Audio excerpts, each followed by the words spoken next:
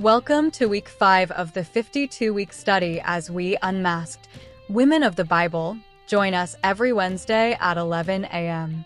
Let's spend time learning from women in the Bible, both Old and New Testaments.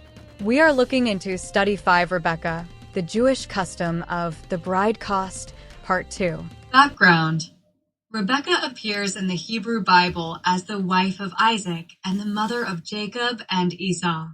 According to biblical tradition, Rebekah's father was Bethuel the Aramean from Pad and Aram, also called Aram, Naharaim.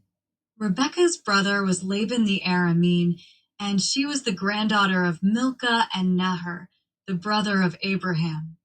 Rebekah and Isaac were one of the 4 couples that some believe are buried in the cave of the patriarchs, the other 3 being Adam and Eve, Abraham and Sarah, and Jacob and Leah. Jewish customs. The bride price. Moher the gifts given to Rebekah and her family. Genesis 24 verses 22 and 53 represent the bride price, a customary practice symbolizing the groom's family's commitment and compensation to the bride's family. Nose ring and bracelets. The jewelry given to Rebekah, Genesis 24 verse 22, signifies wealth and status and serves as a betrothal gift, symbolizing her selection as the bride. Betrothal and consent. Rebekah's family's agreement and her own consent, Genesis 24 verse 58, highlight the importance of family involvement and personal willingness in marriage arrangements. 1. Security for the bride. The bride price served as a form of financial security for the bride. In the event of divorce or widowhood, the bride price could act as a form of insurance or compensation, ensuring that the bride would have some means of support. This practice helped to protect the bride's well-being and provided a safety net for her in case of unforeseen circumstances. 2. Compensation to the bride's family. The bride's price was also seen as compensation to the bride's family for the loss of her labor and presence. In patriarchal societies, daughters often contributed significantly to the household through various tasks. The bride price acknowledged this loss and compensated the family accordingly. 3. Symbol of commitment. The bride price symbolized the groom's commitment and seriousness about the marriage. It demonstrated that the groom and his family valued the bride and were willing to make a significant investment to secure the marriage. 4. Social and economic alliance. Marriage in ancient times was not just a union between 2 individuals, but also an alliance between 2 families. The bride price helped to formalize this alliance and establish a bond of trust and mutual support between the families. 5. Respect and honor. By providing a bride's price, the groom and his family showed respect and honor to the bride's family. It was a way of acknowledging the value and importance of the bride and her family. Scriptural references and cultural context. Genesis 24 verses 22 and 53, Eliezer gives Rebekah jewelry, which serves as part of the bride price, demonstrating the wealth and commitment of Abraham's household. Exodus 22 verses 16 to 17, the law indicates that if a man seduces a virgin, he must pay the bride price, emphasizing the financial and social responsibilities involved in marriage.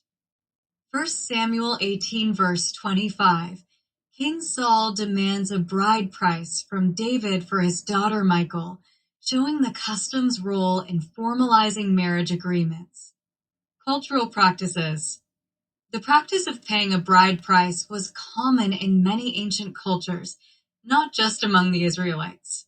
Similar customs were observed in various Near Eastern and African societies, where the bride price served as a crucial element of marriage negotiations and agreements. Modern perspectives. In some cultures today, Variations of the bride price are still practiced, although the specifics and significance may differ. Understanding the historical and cultural roots of this practice helps to appreciate its role and importance in ancient societies. The bride price, moher, in Jewish customs indeed played a crucial role in ensuring the financial well-being of the bride. Let's recap the key points confirming this understanding. 1. Financial security for the bride. The bride price was intended to provide financial security for the bride, particularly in cases of divorce or widowhood. It served as a form of economic protection, ensuring that the bride would have resources to support herself if her marriage ended prematurely. 2. Customary practice in ancient Jewish culture. In ancient Jewish culture, the bride price was a well-established practice. It was a legal and customary requirement that emphasized the groom's responsibility toward the bride's future well-being. The moher was often held in trust or given to the bride's family, who could use it to support her if needed. 3. Examples and legal provisions. Genesis 24 verses 22 and 53. The gifts given by Eliezer to Rebekah and her family included valuable items like jewelry, which were part of the bride price. These gifts symbolized commitment and provided tangible security. Exodus 22 verses 16 to 17.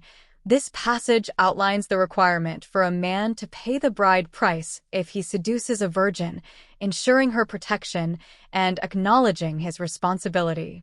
Deuteronomy 22 verses 28 to 29. Similar provisions indicate the importance of the bride price in protecting the bride's interests and ensuring her financial stability. 4. Cultural and legal significance. The bride price also held cultural and legal significance, reflecting the seriousness of the marriage covenant and the groom's commitment to the bride's welfare. It was a formal part of the marriage agreement, reinforcing the responsibilities and obligations of the groom and his family. Conclusion. Understand that the bride price was to ensure Rebekah's financial well-being is aligned with Jewish customs.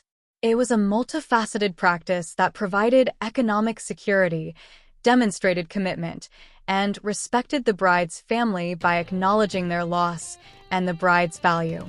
As we conclude Part 2 of the Jewish custom, Bride Cost, continue to watch for Part 3 Eliezer, a good servant, during this week 5 of the 52-week study as we unmasked women of the Bible. Join us every Wednesday at 11 a.m.